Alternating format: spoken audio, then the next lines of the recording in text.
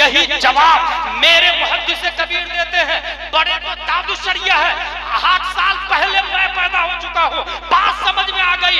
सिर्फ इल्म बड़ा होना काफी नहीं, इल्म के साथ साथ अदब भी बड़ा होना चाहिए। वो अपने बाप को बोलता है खड़े हो जा, अपने दादा की ताज़ीम नहीं करता है, मुजाहिद मिल्लत की ताज़ीम नहीं करता है, सैयदों की ताज़ीम नहीं करता है। पता है जो अपने बाप को बोले मेरे ताज़ीम में खड़े हो जाया करो, खुदा की कसम वो आलिम नहीं हो सकता। नारे तकबीर, नारे रिसालत, हुजूर मुहद्दिस कबीर, इश्क मोहब्बत, इश्क मोहब्बत, हुजूर मुजाहिद मिल्लत, नारे तकबीर। बच्चा पैदा नहीं किया। दूसरा दावा, आपकी आंखों ने नबी से ज्यादा स्मार्ट नहीं देखा। दूसरा वाला एक्सेप्टेबल है, लेकिन पहला वाला नबी से ज्यादा खूबसूरत किसी माँ ने बच्चा नहीं पैदा किया।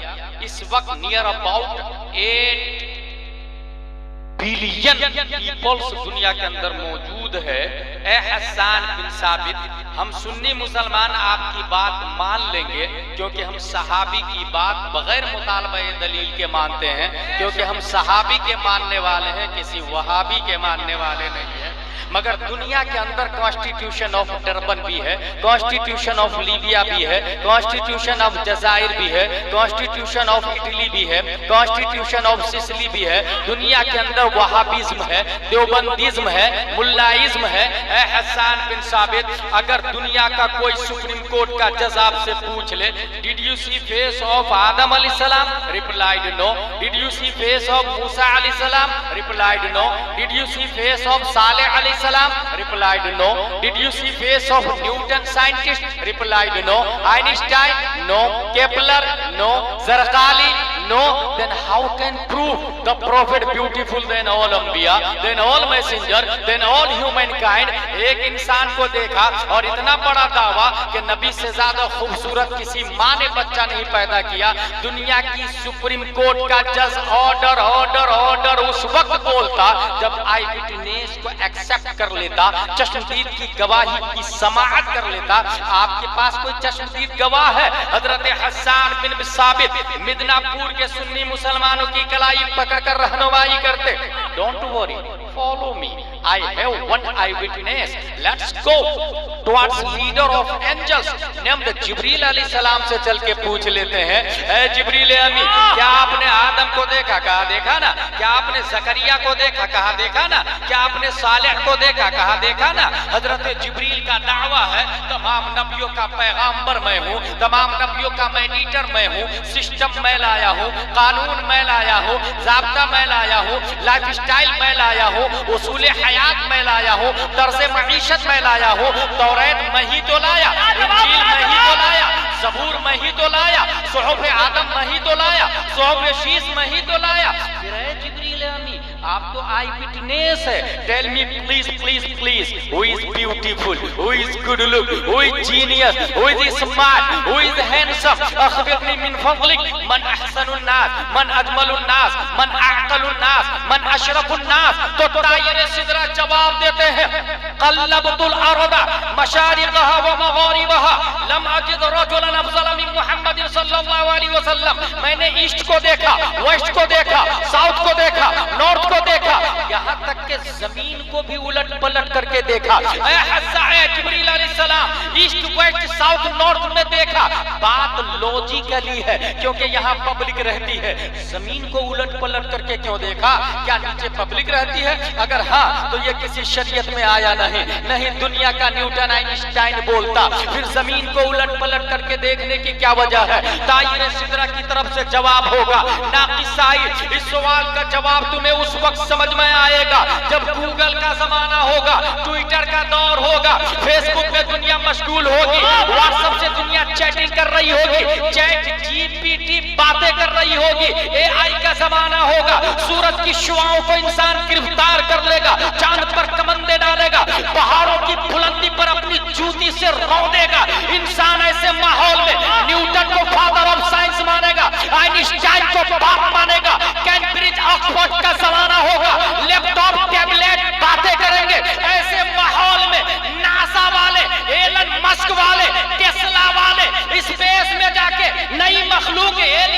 चेहरा पेश करेंगे और कहीं ऐसा न हो ये स्पेस में carbon, oxygen, hydrogen, nitrogen, phosphorus पैदा करने वाले लोग नई मखलूक एलियन का चेहरा लाके मिदनापुर के सुन्नी मुसलमानों के सामने मुजाहिदे मिल्लत की दुनिया में कंफ्यूजन डाले, सस्पेंशन डाले, मशकूक करे कि लो फला प्लेनेट पे तुम्हारे नबी से ज्यादा स्मार्ट है।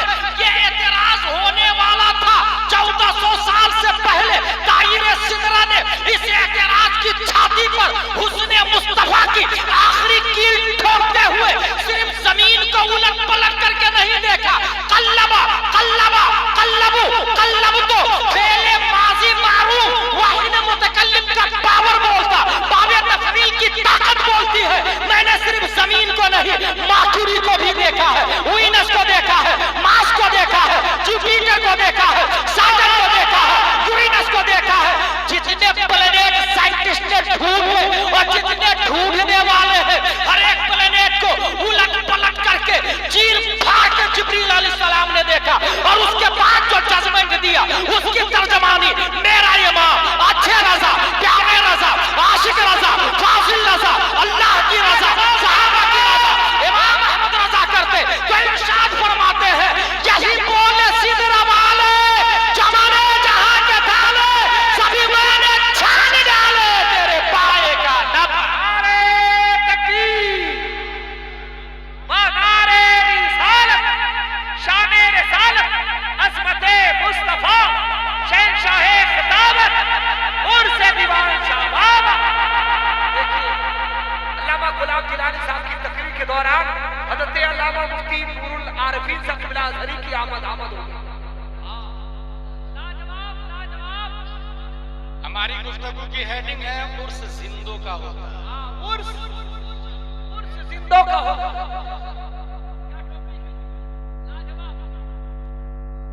इंसान मरता तो पहला सवाल हु इज योर लॉर्ड, दूसरा सवाल व्हाट इज योर रिलीजन, तीसरा सवाल what was about this man मन रब्बुका मा दीनुका मा कुंत तक़ूलु फी हादा रजुल, हु इज योर लॉर्ड। जवाब दिया अल्लाह इज माय लॉर्ड, रब्बी अल्लाह।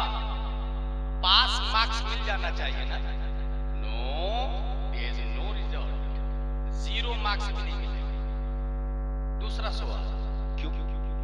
क्योंकि रब्बी अल्लाह जवाब दिया तो ये जवाब सिर्फ और सिर्फ मुसलमानों का थोड़ी है, ये जवाब डोनाल्ड ट्रंप का भी है, नेतन्याहू का भी है, दुनिया के जितने क्रिश्चियन हैं उसका कहना है मेरा रब अल्लाह मेरे नबी ईसा अलैहिस्सलाम। यहूदियों का कहना है इजराइल वालों का मेरा रब अल्लाह मेरे नबी मूसा अलैहिस्सलाम।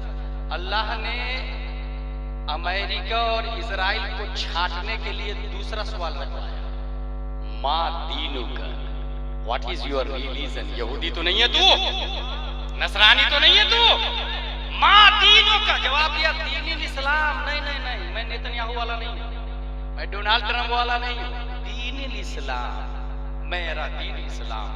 अब तो रिजल्ट आउट हो जाना चाहिए, अब तो 33 नंबर मिल जाना चाहिए ना, मेरा दीन इस्लाम है, इसके बाद भी मार्क्स आउट नहीं।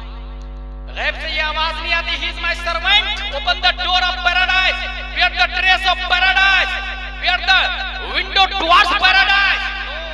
नो, तीसरा सवाल, इसलिए कि मेरा दीन इस्लाम है, ये भी सिर्फ मुसलमानों का जवाब नहीं, वहाबियों का भी जवाब है, देवबंदियों का भी जवाब है, मौलाइयों का भी जवाब है, शियाओं का भी जवाब है, अलीदा पहला नंबर वालों का भी जवाब है।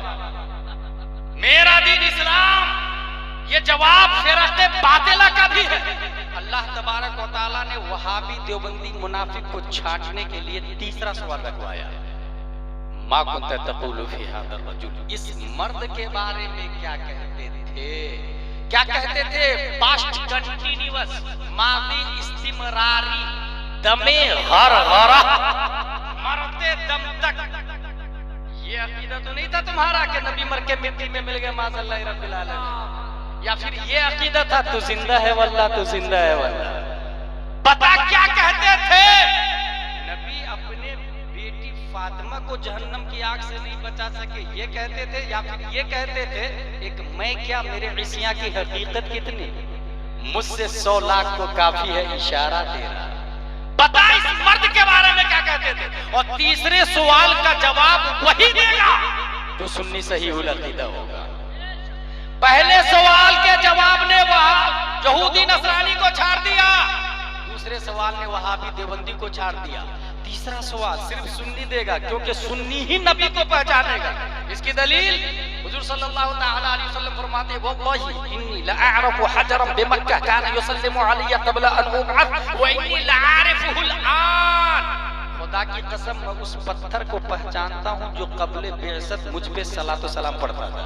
सुभान अल्लाह। पूरी दुनिया में सलात व सलाम मस्जिद में जुम्मा के दिन खड़े होकर कौन पढ़ता है? सुन्नी।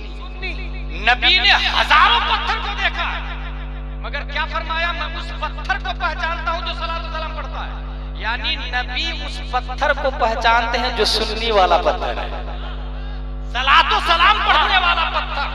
नबी ने हजारों पत्थर को देखा, मगर ये नहीं कहा मैं हर पत्थर को पहचानता हूं, उस पत्थर को पहचानता हूं जो सुन्नी है, सलात व सलाम पढ़ता।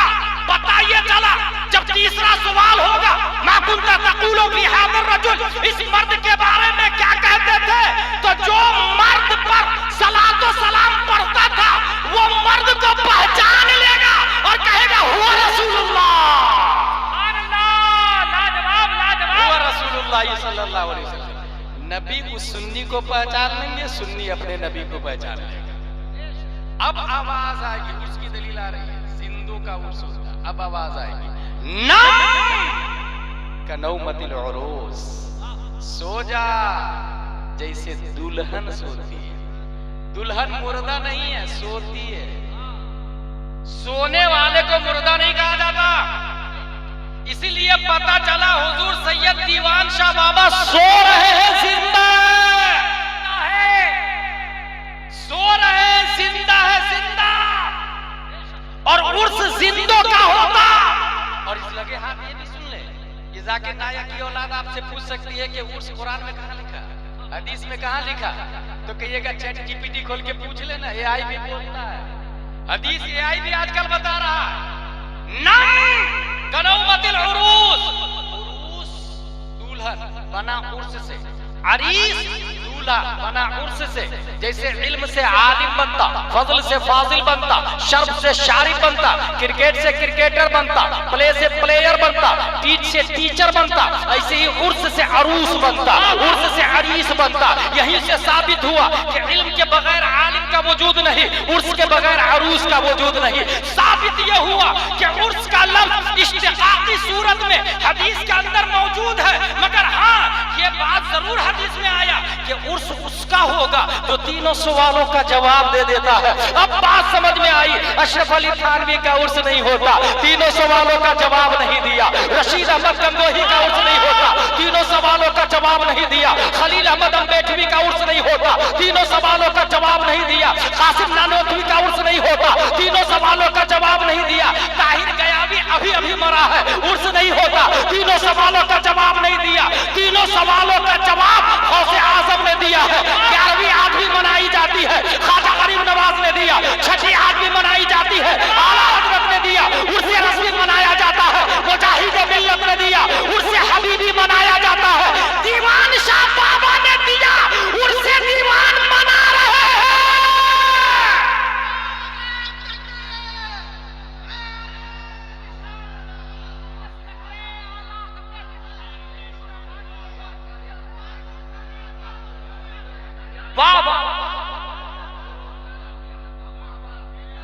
उर्से दीवान शाह बाबा, शहंशाह खिताबत, अल्लामा गुलाम जिलानी साहब इब्राज हरी।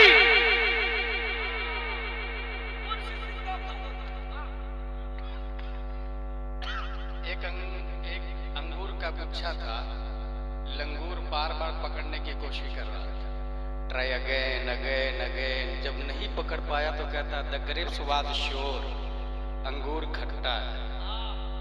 खुद का उर्स होता नहीं है तो कहा अहमद रजा का उर्स हराम है। खुद का उर्स होता नहीं तो कहा उर्स दीवान शाह बाबा हराम है। खुद का होता नहीं है तो का उर्स मुजाहिद मिल्लत हराम है। द ग्रेप्स वाज शो, उर्स जिंदों का होता, जिंदा है। अब ये कहेंगे कि दिखता क्यों नहीं? बॉडी के अंदर 5 सेंसर है, smelling, testing, watching, hearing, touching. 5 sensor, इसी 5 सेंसर से हम सेंस करते हैं और दिमाग को इंफॉर्मेशन पहुंचता है। देखने के लिए ये 5 सेंसर है और ये पांचों के पांचों मटेरियलिस्टिक है और मटेरियल से मटेरियल डिटेक्ट होता। सोने को ट्रक के कांटे पे नहीं तौला जाता, वरना करोड़ों का घोटाला हो जाए। ट्रक को सोने के तराजू पे नहीं रखा जाता, वरना पूरा सर्राफा तबाह बर्बाद हो जाएगा। हर चीज का डिटेक्टर अलग अलग होता है। अल्लाह के वली जिंदा है, उसके लिए डिटेक्टर मशीन ये 5 सेंसर नहीं चाहिए, उसके लिए मटेरियलिस्टिक सेंसर नहीं चलेगा, उसके लिए अनमटेरियलिस्टिक डिटेक्टर चाहिए। ये आंख नहीं, ये हाथ नहीं, ये कान नहीं, ये टचिंग नहीं, स्मेलिंग नहीं, हियर नहीं, वाचिंग नहीं। अगर देखना है अल्लाह के वली जिंदा है तो इसके लिए दिल की आंख चाहिए, दिल की आंख। और दिल की आंख अल्लाह ने मुजाहिद मिल्लत को दिया है। उन्होंने कहा दीवान शाह जिंदा।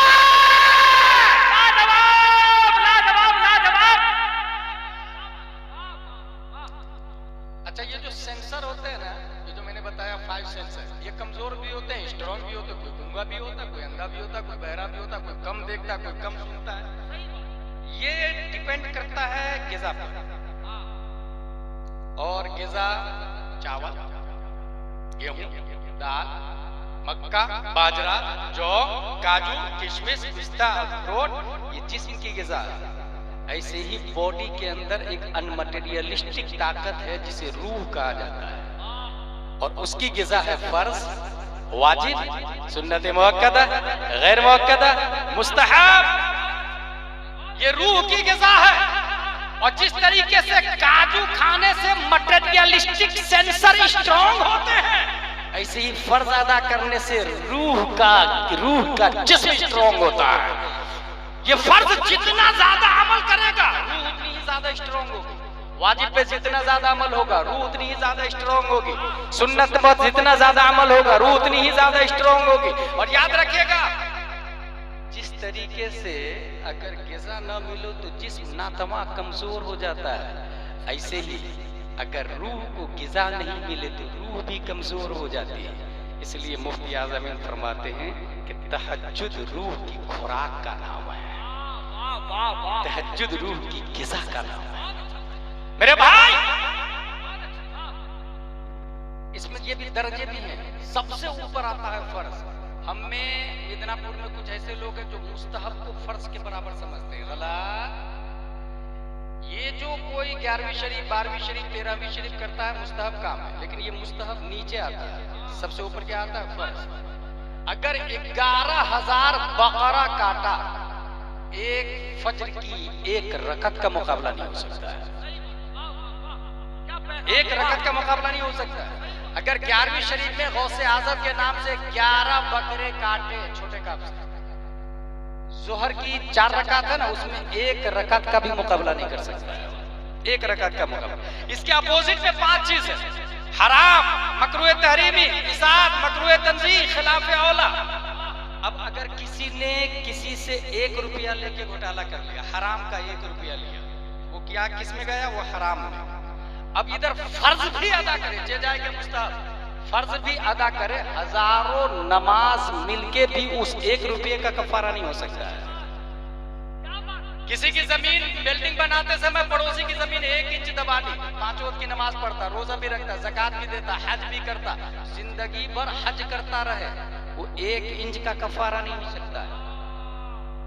वो पहले बंदों का हक है, वो लौटाना पड़ेगा। बहुत अच्छे भाई। लोग अगर ये कहें आपसे कि नहीं, हज करने गया, खाना काबा की दीवार को देखते ही उसकी दुआ कबूल हो जाती है, चाहे 2 दुआ करे, किस किताब में आया भाई?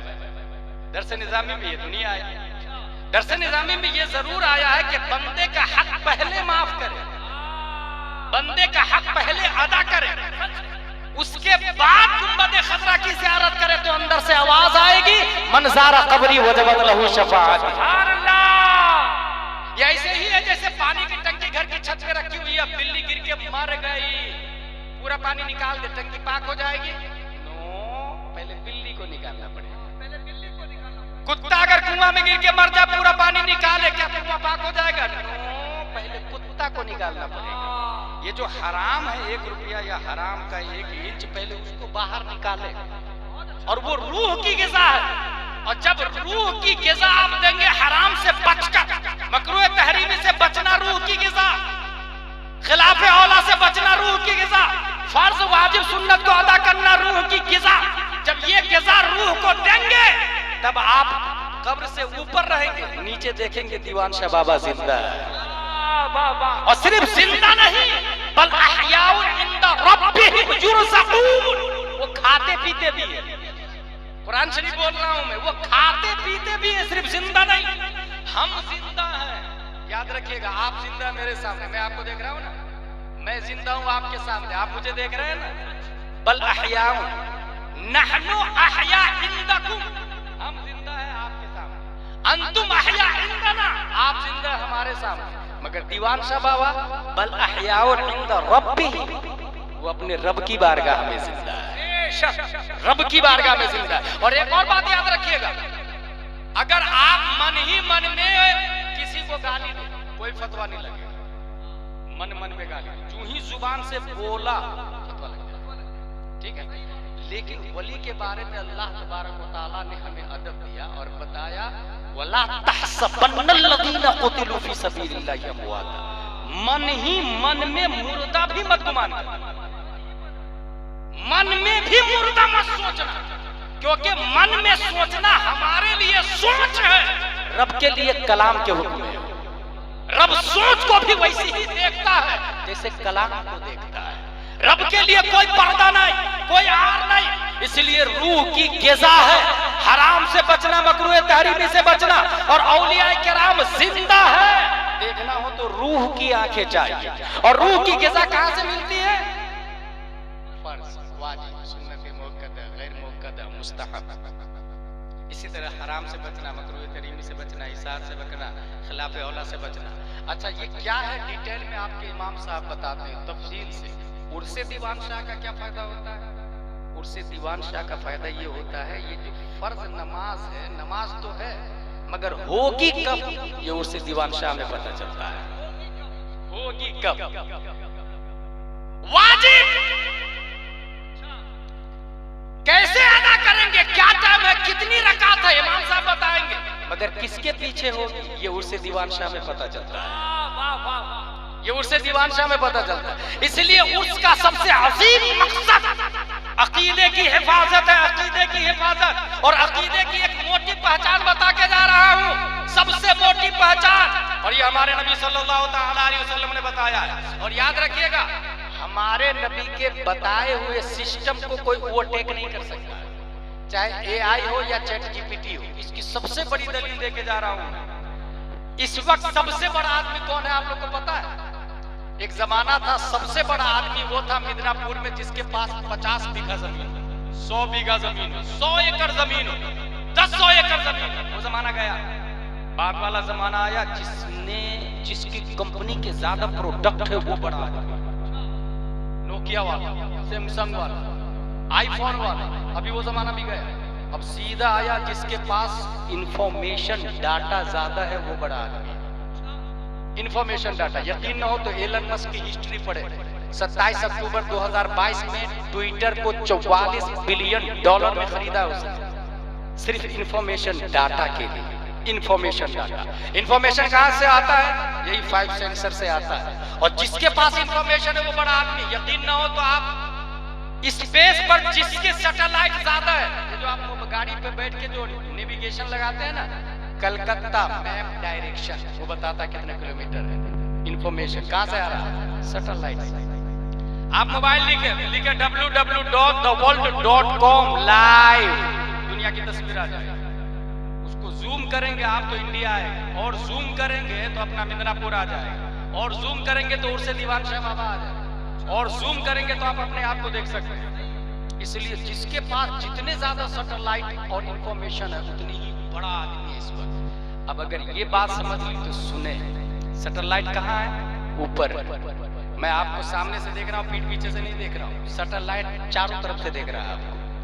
अल्लाह तबारक व तआला ने 1400 साल पहले प्यारे मुस्तफा को इतना ऊपर बुलाया, इतना ऊपर बुलाया कि कयामत तक लाखों एलन मस्क मिलके भी मुस्तफा की बुलंदी का मुकाबला नहीं कर सकता। लाजवाब, इतना ऊपर बुलाया कि जमीन को ऊपर उठा के देखने की जरूरत है। जमीन को वो अच्छी तरीके से, बल्कि मुझे जरूरत का लफ्ज इस्तेमाल नहीं करना चाहिए यहाँ पर, जमीन को ऊपर उठाया अल्लाह ने मुस्तफा के लिए। हदीस शरीफ के अंदर आया, इन्नल्लाह क़द रफ़अ ली अद-दुनिया फ़अना अंज़ुरु इलैहा व इला मा हुवा काइनुन इला यौमिल क़ियामा कअन्नमा अंज़ुरु इला कफ़्फ़ि हादिही। I'm watching the world, Allah write the world for me as clearly as I'm watching like this bomb। पूरी दुनिया को मैं ऐसे देख रहा हूँ जैसे हथेली को देखता हूँ। अल्लाह ने दुनिया को मेरे लिए ऊपर उठा दिया है। मैं कयामत तक जितनी चीजें होने वाली है उन सबको भी देख रहा हूँ। बात समझ में आ गई? अगर हम दुनिया को देखें तो जूम करना पड़ता है। मुस्तफा पूरी दुनिया को जूम शुदा हाथों में देख रहा है। लाजवाब, नारे तकबीर, नारे रिसालत, शाने रिसालत, अस्मते मुस्तफा उर्से दीवान शाह। और नबी पर कुरान नाज़िल हुआ। कुरान ने कहा औलिया किराम जिंदा है, नबी जिंदा है, और यही सिलसिला अब चलता रहा। अब अगर बीच में आके कोई ऐसी बात लाता है जो नबी तक नहीं पहुंचती है, समझ जाइए फिरक़े बातिल। ऐसा काम किया जो नबी तक नहीं पहुंचता, किसी सहाबी, किसी मुजद्दिद, किसी मुस्तहिद से साबित नहीं, समझ जाए वो डिस्कनेक्टेड है। इसी वजह से याद रखिएगा, अकीदे की हिफाजत के लिए अगर मोबाइल खराब हो तो कहां जाएंगे शहनवाज भाई? मोटरसाइकिल खराब हो कहां जाएंगे? मोटरसाइकिल वाले के पास। कपड़ा सिलाना हो कहां जाएंगे? मास्टर के पास। अकीदा खराब हो कहां जाएंगे? हर चीज का एक स्पेशलिस्ट है। अकीदे का स्पेशल अल्लाह तबारक व तआला ने 8 मुहर्रमुल हराम 1322 हिजरी में शेख अब्दुल मन्नान की पीठ से एक बच्चा अकीदे का स्पेशलिस्ट डॉक्टर बनाकर धामनगर में पैदा किया। धामनगर में। और धामनगर वाले ने वही बात कही जो 1400 साल पहले मदीने के मुस्तफा ने कही है। इसलिए कनेक्टिविटी भी मिलती जुलती है। अल्लाह तबारक व तआला ने अपना मुतलक खलीफा किसको बनाया है? प्यारे मुस्तफा का। और नबी ने अपना मुतलक खलीफा हजरत अबू बकर, उमर, उस्मान व अली को बनाया। उन्होंने इमाम हुसैन को, उन्होंने ज़ैनुल आबिदीन को, उन्होंने इमाम मोहम्मद बाकिर को, उन्होंने इमाम जाफर सादिक को, उन्होंने इमाम मूसा काजिम को, उन्होंने इमाम अली रजा को, उन्होंने मारूफ करखी को, उन्होंने अहमद सिर्री सक़ती को, उन्होंने जुनैद बगदादी को, उन्होंने अबू बकर शिबली को, उन्होंने अबुल फजल अब्दुल वाहिद तमीमी को, उन्होंने अबुल फरह तरतूसी को, उन्होंने अबुल हसन अली कर्शी हिकारी को, उन्होंने अबू सईद मुबारक मखजूमी को, उन्होंने सैयद अब्दुल कादिर जिलानी को, उन्होंने सैयद अब्दुल रज़्ज़ाक को, उन्होंने सैयद अबू साले नस्र को, उन्होंने मुहिद्दीन अबू नस्र को, उन्होंने सैयद अली को, उन्होंने सैयद हसन को, उन्होंने सैयद अहमद जिलानी को, उन्होंने शेख बहाउद्दीन को, उन्होंने सैयद इब्राहिम एरजी को, उन्होंने मोहम्मद भिकारी बादशाह को, उन्होंने काजी ज़ियाउद्दीन को, उन्होंने जमालुल औलिया को, उन्होंने सैयद मोहम्मद को, उन्होंने सैयद अहमद को, उन्होंने सैयद फजलुल्लाह को, उन्होंने शाह बरकतुल्लाह को, उन्होंने आले मोहम्मद को, उन्होंने सैयद हमजा को, उन्होंने आले अहमद अच्छे मियां को, उन्होंने आले रसूल अहमदी को, उन्होंने अबुल हुसैन अहमदी नूरी को उन्होंने खलीफा बनाया। इमाम अहमद रजा खान को उन्होंने खलीफा बनाया। हुज्जतुल इस्लाम हामिद रजा खान को उन्होंने खलीफा बनाया। मुजाहिद मिल्लत को उन्होंने खलीफा बनाया। मुफ्ती अब्दुल रब को उन्होंने खलीफा बनाया। सैयद गुलाम मोहम्मद को उन्होंने जाते जाते हबीबिया को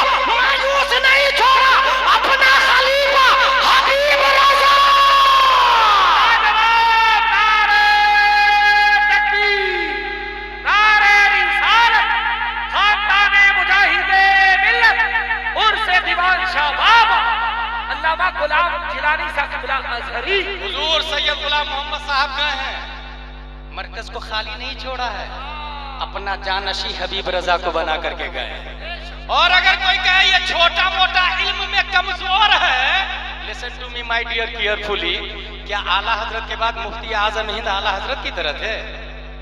क्या मुफ्ती आजम के बाद तादु शरिया मुफ्ती आजम की तरह थे? क्या तादु शरिया के बाद कायदे मिल्लत हुजूर हजरत रजा खान तादु शरिया की तरह है? हर जाने वाला कमा हक कहूं अपना मुकम्मल इल्मी लियाकत देके नहीं जाता, मगर हाँ अकीदे की हिफाजत के लिए मरकजी शख्सियत बना के जाता है।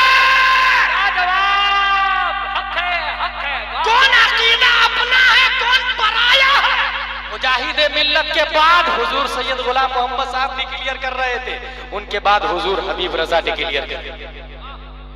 कनेक्टिविटी प्यारे मुस्तफा सल्लल्लाहु तआला अलैहि वसल्लम से है, और क्यों ना हो, ये अपनी तरफ से नहीं करते हैं, ये फतावा रज़विया की रोशनी में करते हैं, ये कंजुल ईमान की रोशनी में करते हैं। आपने सुना नहीं, फतावा रज़विया शरीफ के अंदर आया, नबी के बाद बिला फसल सबसे बड़े खलीफा कौन है?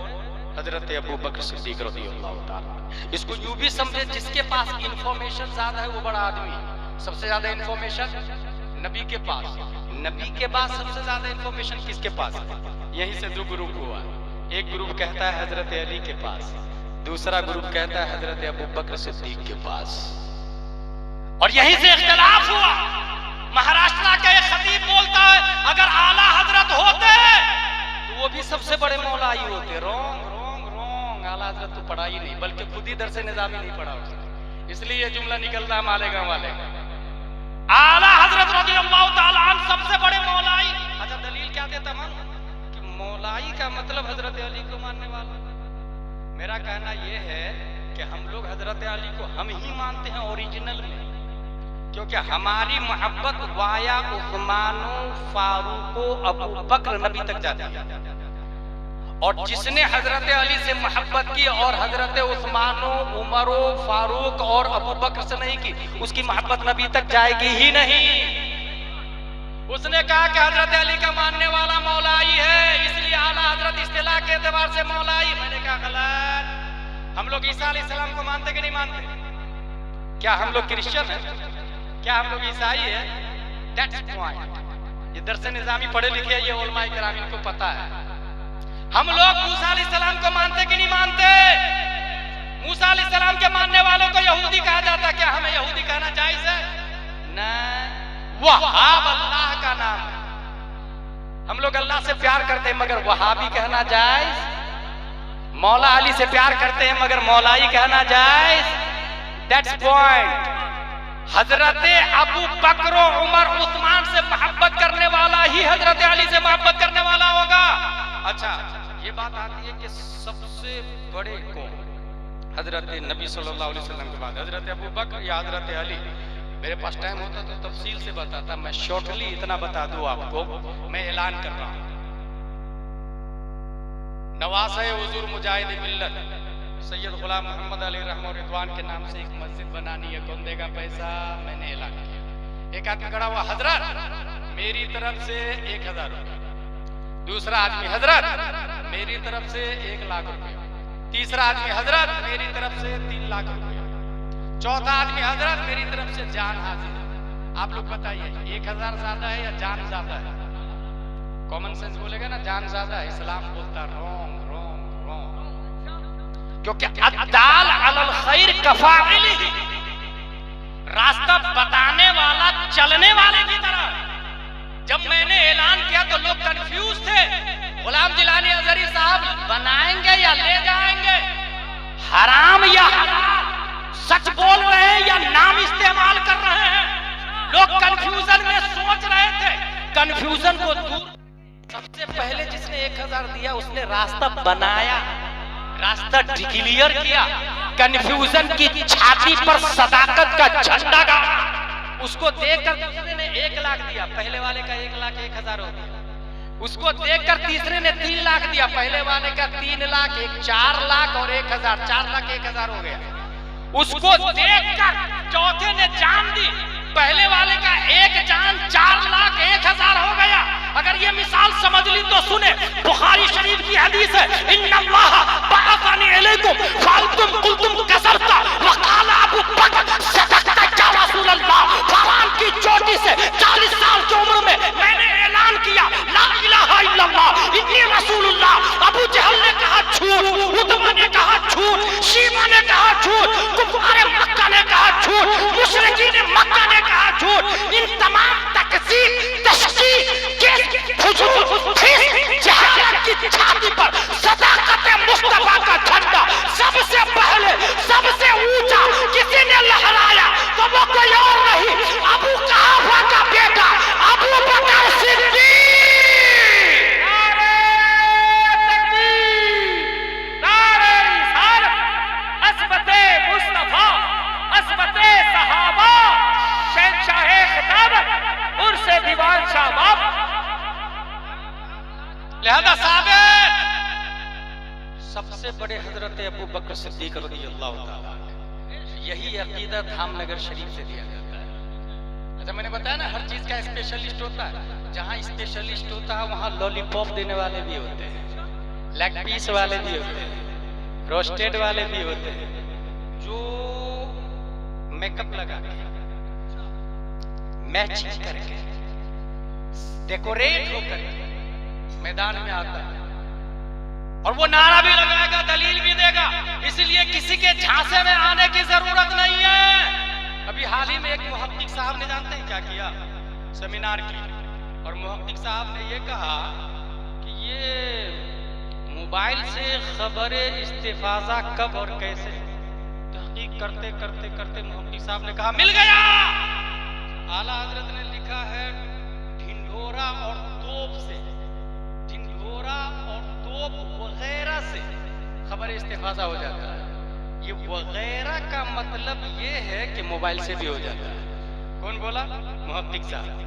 वगैरह का मतलब ये है कि मोबाइल से भी हो जाता है। आला हजरत ने ऐसे मुहक्किक की तहकीक की गर्दन पे सदाकत की छुरी चलाते हुए फतावा रज़विया में दूसरी जगह पहले ही लिख दिया, टेलीफोन से चांद की गवाही मोतबर ही नहीं है। हजारों सलाम हो मौलाना मुफ्ती नूरुल आरिफीन अज़हरी साहब, जो फिरक़े बातिला से मसलके आला हजरत की रोशनी में हर दम सीना सिपर रहते हैं। और कोई भी फतावा रज़विया मसलके आला हजरत के खिलाफ आवाज उठाता है और बंगाली लोगों को कंफ्यूज करने की कोशिश करता है, ये मर्द कलंदर बंगाली में किताब लिख के रद्द बातिला करने लग जाता है, बंगाली में किताब लिख करके।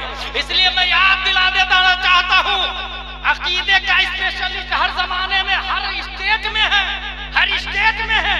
बस पहचानना आपको काम है कि कौन किसकी लड़ी, किसका धागा बरेली से मिलता जुलता है, किसकी चैन बरेली से मिलती जुलती है, किसका सिस्टम बरेली से कनेक्टेड है, किसकी रूहानियत बरेली तक मुताल्लिक़ है। अगर कोई फतावा रज़विया की रोशनी में बात करता है तो समझ जाए वो अपना है, और अगर फतावा रज़विया का कवर पेज बताता है और अंदर से वहाबियों का काम करता, दयावना का काम करता, मौलाई का काम करता, बिगन बड़े बड़े राफजी, बिगन बड़े बड़े मौलाई, बिगन बड़े बड़े शिया, ये सुन्नी कहलाने वाले राफजी हो रहे हैं, मौलाई हो रहे हैं, शिया हो रहे हैं, खानकाह भी बिक गए हैं, पीर साहब भी बिक गए हैं, खतीब साहब भी बिक गए हैं, शायर साहब भी बिक गए हैं, नकीब साहब भी बिक गए हैं।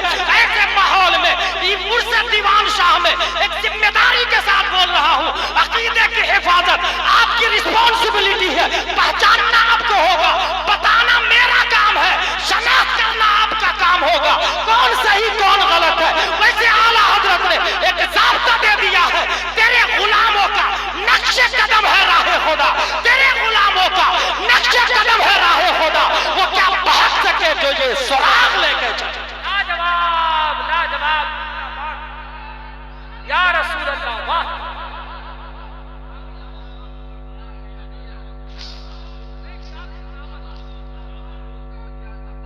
जिंदाबाद, ताजू शरिया, ताजू शरिया, ताजू शरिया, ताजू शरिया। आखिरी बात मुर्शिद दीवान शाह बाबा, अगर आपसे कोई ये कहे कि अजहरी साहब, क्या मौलाई लोग कुरान नहीं पढ़ते हैं? क्या शिया लोग कुरान नहीं पढ़ते हैं? क्या देवबंद सहारनपुर में कुरान नहीं पढ़ाया जाता? Yes, there are 3 types of holy Quran. Quran की 3 किस्में हैं। Number 1 calligraphic Quran, number 2 literal Quran, number 3 interpretative. ये 3 कुरान है। और से सुने, बात समझ में आ जाए।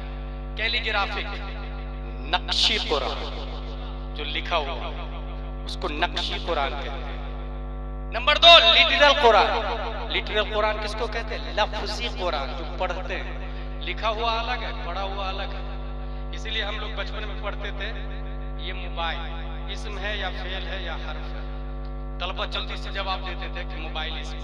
हमारे उस्ताद कहते थे ना, मोबाइल इसम नहीं, क्योंकि इसम कलिमा की किस्म और कलिमा लफ्ज को कहा जाता है, और मैंने ये मोबाइल कहा और ये लफ्ज है ही नहीं।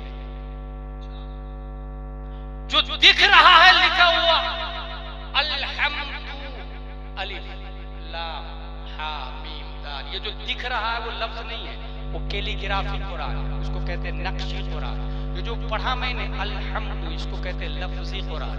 इंटरप्रेटेटिव कुरान, मानवी कुरान। तमाम तारीफें अल्लाह के लिए, ये दिमाग में माना आया ना, इसको कहते हैं मानवी कुरान। 3 कुरान है और 3 जगह आते हैं। 3 कुरान और 3 जगह से ताल्लुक रखते हैं। कैलीग्राफिक कुरान ये पढ़ने से नहीं, छूने से ताल्लुक रखते हैं। जो लिखा हुआ है उसका ताल्लुक छूने से है। यही वजह है कि अगर आपका वुजू नहीं है तो छूना हराम, लेकिन लिटरल कुरान हराम नहीं है, पढ़ना जायज है।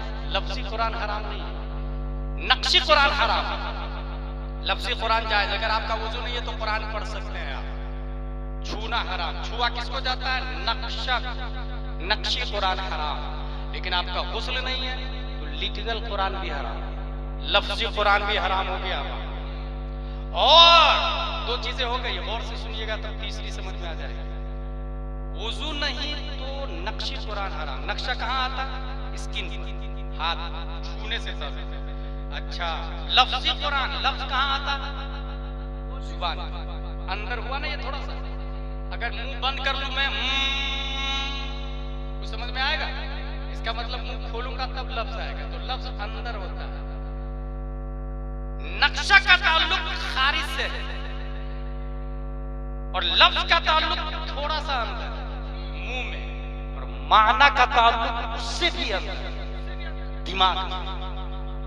समझ गए? अगर आपका वुजू नहीं तो कुरान हाथ पर नहीं आ सकता। अगर आपका गुस्ल नहीं तो कुरान जुबान पर नहीं आ सकता। अगर आपके पास इश्क नहीं तो कुरान दिमाग में नहीं आ सकता। अब बात समझ में आई कि देवबंद वाले कुरान तो पढ़ते हैं, वुजू है, गुस्ल है, समझते नहीं क्योंकि इश्क नहीं है। छूने के लिए वुजू करना पड़ेगा, पढ़ने के लिए गुस्ल करना पड़ेगा, समझने के लिए मोहब्बत मुस्तफा करनी पड़ेगी। इसलिए देवबंद सहारनपुर कुरान है, यकीनन है, बुखारी भी है, मुस्लिम भी है, वुजू है, गुस्ल है, मगर इश्क नहीं है। इसलिए पढ़ा, छुआ, समझा नहीं। इश्क आला हजरत ने किया है, और इतना इश्क किया कि करूं तेरे नाम पे जाफिदा, न बस एक जा दो जहां फिदा, 2 जहां से भी नहीं जी भरा, करूं क्या करोड़ों जहां रहे। इसलिए कुरान 14वीं सदी हिजरी में जैसे अहमद रजा खान ने समझा वैसे किसी और ने समझाई। एक बात हो गई। कुरान समझने के लिए क्या चाहिए? इश्क चाहिए। ताजुश शरीयत के इंतकाल के बाद कुछ पीर साहब बोले कि अब मरकज बदल दो, क्योंकि आला हजरत मुफ्ती आजम ताजुश शरीयत 3 नस्लों तक मरकज रहता है। ऐसे ही यहाँ भी आवाज उठा रहे थे, मुजाहिद मिल्लत गए, मुफ्ती अब्दुल रब साहब गए, सैयद गुलाम मोहम्मद साहब गए, अब मरकज बदल दो। 3 नस्ल तक मरकज रहता बस। और दलील जानते क्या दिया? खतीब नाकिस गैर मुतबर खतीब ने दलील ये दिया कि पहले दीन का मरकज दिल्ली था। शाह अब्दुल अजीज मोहद्दी देहलवी, शाह अब्दुल हक मोहद्दी देहलवी, शाह वलीउल्लाह मोहद्दी देहलवी, मरकज ट्रांसफर हो गया खैराबाद। फजल इमाम खैराबादी, फजल हक खैराबादी, अब्दुल हक खैराबादी, मरकज ट्रांसफर हो गया बदायूं शरीफ में। फजल रसूल बदायूनी, अब्दुल कादिर बदायूनी, अब्दुल मुक्तदिर बदायूनी, मरकज ट्रांसफर हो गया बरेली शरीफ में, आला हजरत मुफ्ती आजम हिंद ताजुल शरीयह मरकज खत्म, अब ट्रांसफर हो गया दूसरी जगह। जब मेरे कानों से आवाज आई मैंने कहा इस्तिदलाल बातिल बातिल बातिल, क्योंकि जब दिल्ली के शाह अब्दुल कादिर शाह अब्दुल्ला शाह शेख अब्दुल्ला मोहद्दिद देहलवी शाह अब्दुल अजीज मोहद्दिद देहलवी जब जा रहे थे, जाने से पहले कौम को फिक़ही इंसाइक्लोपीडिया देकर के नहीं गए, इसलिए ट्रांसफर हो गया खैराबाद। खैराबाद के 3 उलमा इंतकाल किए, करोड़ों रहमतें उनकी कब्र पर, मगर जाने से पहले फिक़ही खजाना नहीं दिया।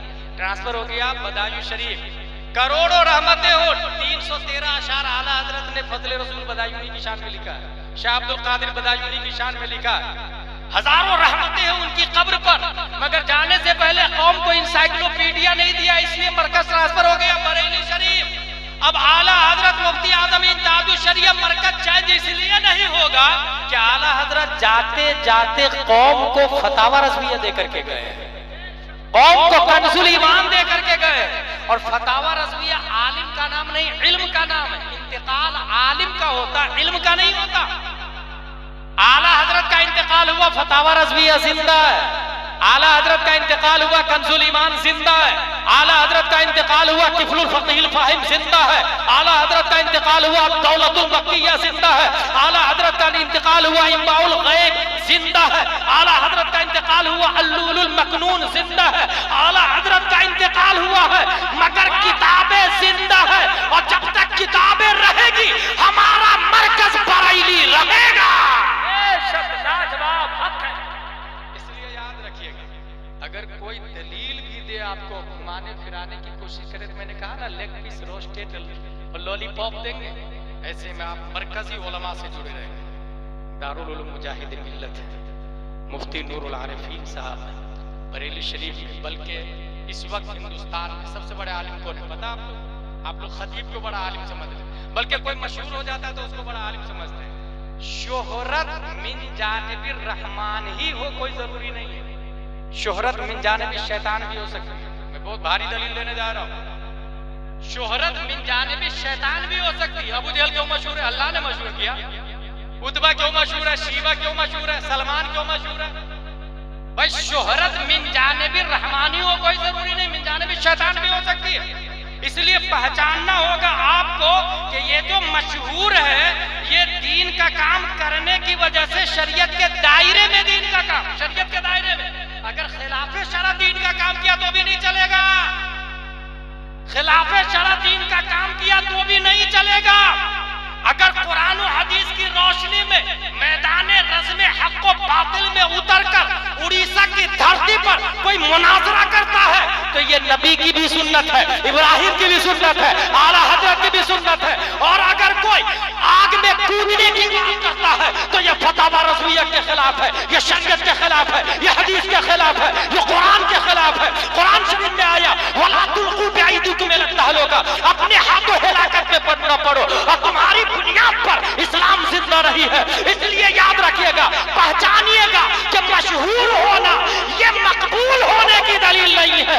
मशहूर और है, मकबूल और है। हुजूर सैयद गुलाम मोहम्मद पूरी दुनिया में मशहूर तो नहीं है, मगर इंदल्लाह मकबूल जरूर है।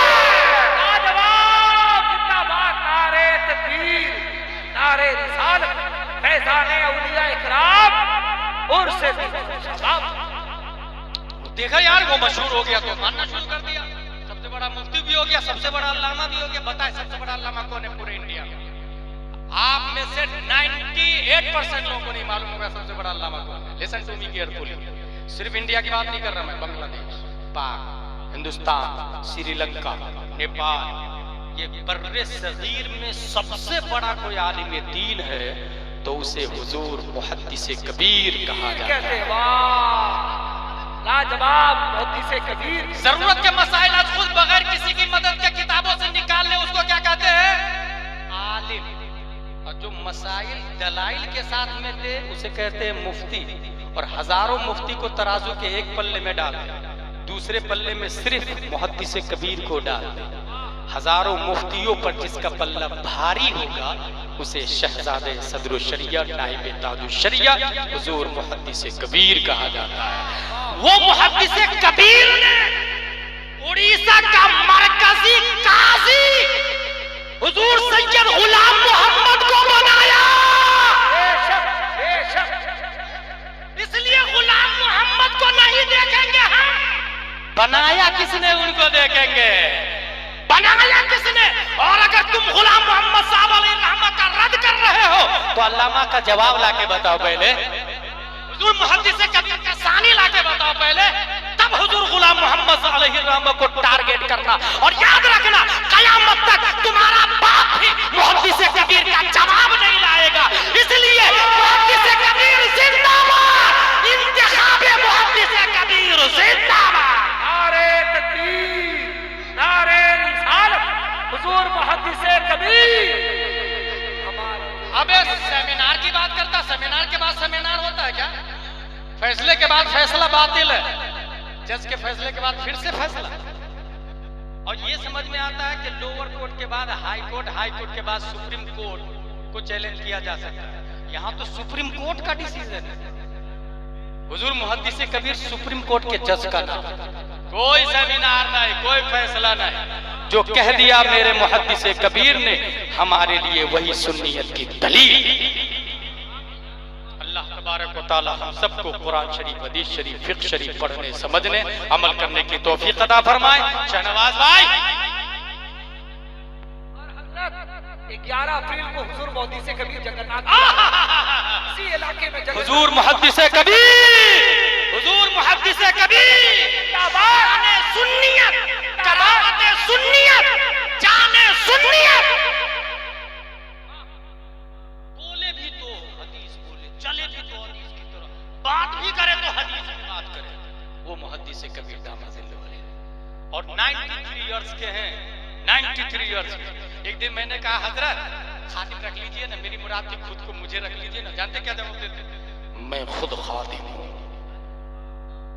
और अदब मैंने हुजूर मुहद्दिस कबीर से सीखा। अमेरिका में ताजुल शरिया भी थे और हुजूर मुहद्दिस कबीर भी। अमेरिका एयरपोर्ट पे उतरे, हुजूर मुहद्दिस कबीर ने अपना लगेज लिया और लगेज लेने के बाद हुजूर ताजुल शरिया के पास लगेज रखा। कहा हुजूर आप यहीं ठहरिए, मैं आपका लगेज लेके आता हूँ, आपका सामान लेके आता हूँ।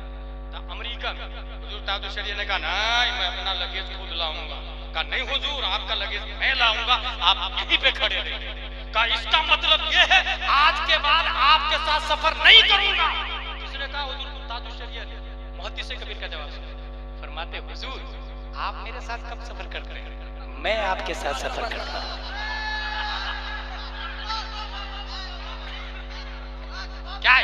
क्या अदब है, बड़ों से अदब, बड़ों से। जबकि अच्छा अभी कुछ महीने पहले मैं गया था हुजूर मुहद्दिस कबीर के दस्तबोसी के लिए। चंद उलमाए किराम थे, मुफ्ती नूरुल आरिफीन साहब। किसी ने कहा कि आप बड़े हैं या ताजुल शरिया बड़े हैं? जानते क्या जवाब देते हैं? वो हर फजल में बड़े हैं। फर्क इतना है कि वो 62 में पैदा हुए और मैं 54 में पैदा हुआ। वो 62 में पैदा हुए, मैं 54 में पैदा हुआ। देखिए जवाब, देखिए जवाब, देखिए ये जवाब कहां से लिया पता है? हुजूर मुजाहिदे मिल्लत के जद्दे आला से ये जवाब लिया। हजरत अब्बास से पूछा किसी ने, आप बड़े हैं कि नबी बड़े हैं? उनका जवाब था हुवा अकबरु मिन्ना लाकिन वुलिदतु क़ब्ल ज़ालिक। बड़े तो वही है, पैदा पहले मैं हो गया हूं। जवाब सुने, आप बड़े हैं या नबी बड़े? किससे पूछा? हजरत अब्बास से। कौन है ये? हुजूर मुजाहिदे मिल्लत के जद्दे आला।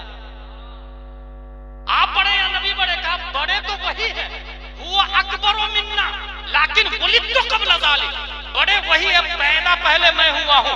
यही जवाब मेरे मुहद्दिस कबीर देते हैं। बड़े तो ताजुल शरिया है, 8 साल पहले मैं पैदा हो चुका हूं। बात समझ में आ गई। सिर्फ इल्म बड़ा होना काफी नहीं, इल्म के साथ साथ अदब भी बड़ा होना चाहिए। वो अपने बाप को बोलता है खड़े हो जा, अपने दादा की ताज़ीम नहीं करता है, मुजाहिद मिल्लत की ताज़ीम नहीं करता है, सैयदों की ताज़ीम नहीं करता है। पता है जो अपने बाप को बोले मेरे ताज़ीम में खड़े हो जाया करो, खुदा की कसम वो आलिम नहीं हो सकता। नारे तकबीर, नारे रिसालत, हुजूर मुहद्दिस कबीर। इस इश्क महाबा हुजूर मुजाहिद मिल्लत नारे तकबीर। क्या बात है, क्या बात है, क्या बात है। अल्लामा गुलाम जिलानी अज़हरी साहब,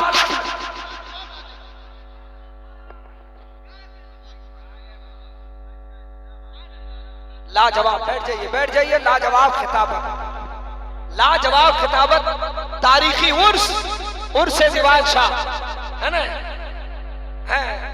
अभी तो आप सुने अल्लामा गुलाम जिलानी साहब की जबानी से कि अल्लामा मुफ्ती नूरुल आरिफीन अज़हरी